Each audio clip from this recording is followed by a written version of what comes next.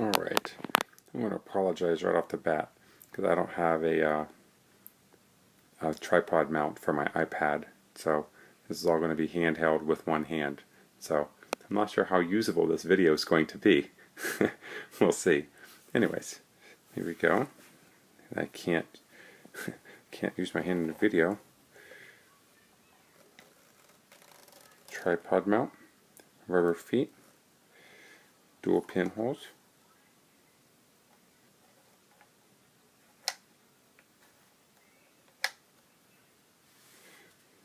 Beautiful spring clips that work very nicely. Old knobs. Direction of wind. Very much appreciate that. Level. Sighting guides. Both horizontal and vertical. Both sides. And sight. I pretty much appreciated that it also, flip this over, had the number guides, just in case you're, seems silly, the kind of stuff that you'll forget sometimes, and when you'll forget them. And as a reminder, the f-stop, aperture. So I'm just going to go ahead and open this up, see if I can manage to do this while holding the iPad. Put this one over here.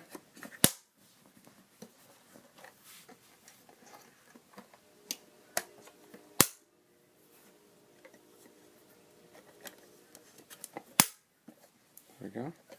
And then it just opens right up.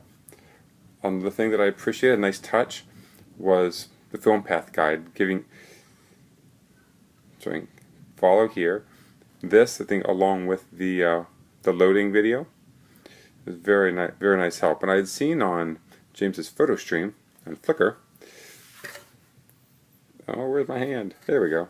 The clip, a plastic clothespin, acting as a film tensioner. I thought it was a brilliant idea, but I was a little afraid of putting it in myself. I'm not the world's handiest person, particularly when it comes to something that is precious to me and is not easily replaced. I can go hack together a sprinkler for the kids, but would be loath to go and tinker with a new curved plane camera. Alright, I know Captain Excitement here. Anyway, so I just want to give a sense for what how the camera looks. Now it's really dark here. I ended up having to do this at night, so I don't have daylight to work with to help me here. But there, that helps a little bit. Except now the focus is awful. There we go. You can see inside. The guides right there. See on these guides had a nice little bit of grip to help with the film. Two pinholes, nicely all painted black. It was a nice, reasonably clean shape. I have, that later, the film guides. Now, I did not. This is my first foray into 120. So as you'll note, there are no empty spools in here. So I was called all around the camera shops around Richmond, and I finally did find one. Technically, I think another shop might have had one, but extra 120 spool. Yay! Wasn't able to find any practice spools, any exposed junk or just paper spools, but at least this will allow me to take up my first test spool. So we'll see. So there you go. And on the other side, very nice and solid. Here's the view window for seeing the exposure count, and the knobs. And these fit very nicely. Let me see if I can do this here. See, slot fits very nicely down in there. There you go. Beautifully done. So being that I'm doing this one-handed, I am not going to put this back together while on camera. Just want to give a sense for how the camera looked. As you see, James's video does a good job, and I think there's one or two others. But this is the first that I've seen that has the clip in for the film tensioner, and I very much appreciate it. Thank you, James, for putting this in here.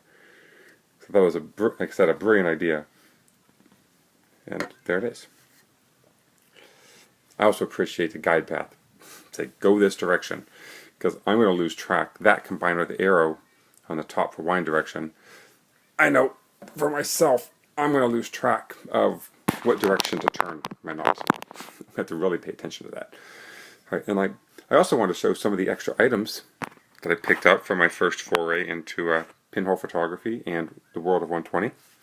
So again, I already mentioned the plastic spool, take-up spool.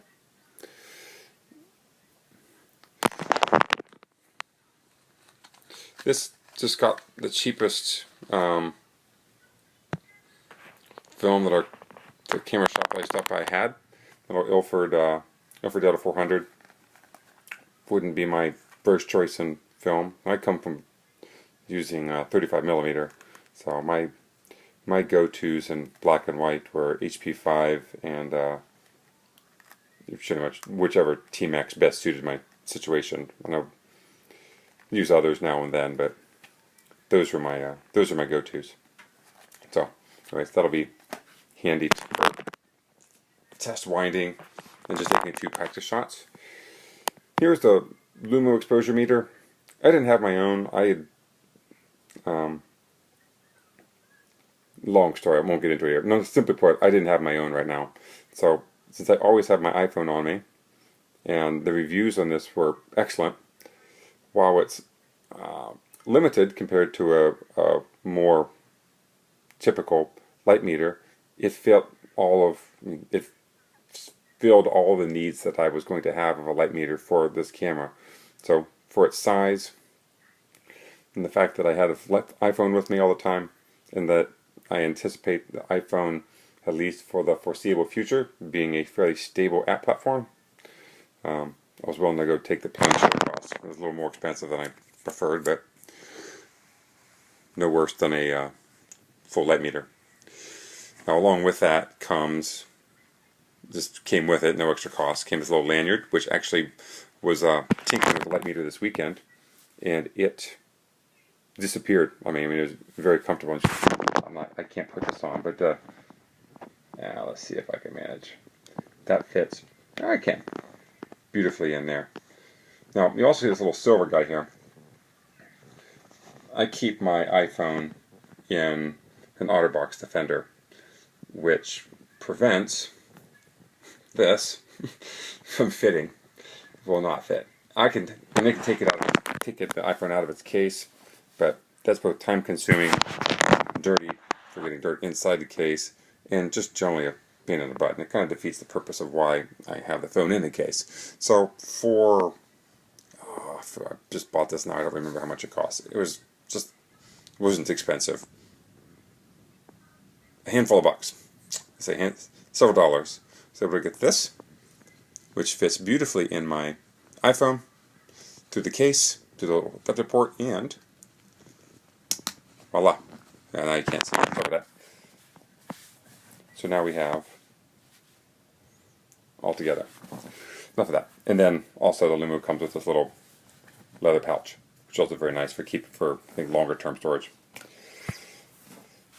Band-aids, rubber bands. Look at this. That's why you want to film videos late at night.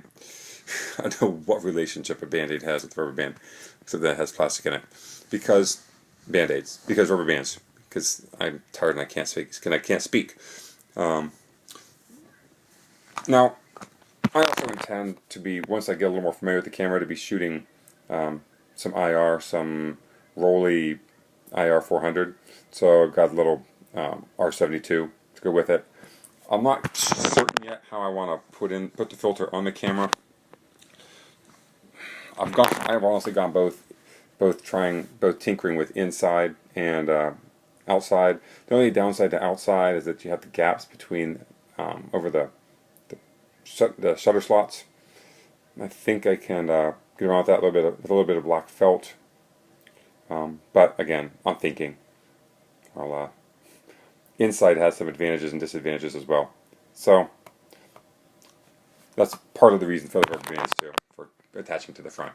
And of course, fresh package of cleaning tissue.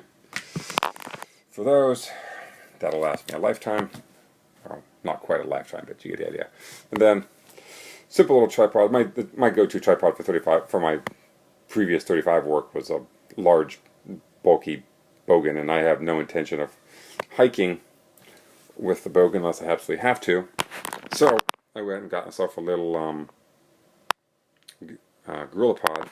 This, I believe, was the SLR model. I wanted one that was give me a little better height than some of the smallest ones, and also a little extra firmness, a little extra not weight so much as stiffness and weight bearing capacity. So this has the ball head on it. I can't really manipulate it very well, but so you can look it up and see. It's pretty much your standard ball head and gorilla pod. So there you go. Very nice. Thank you again, James, for wonderful shipping and for the wonderful camera. And I very much look forward to being able to put up some videos here in the near future.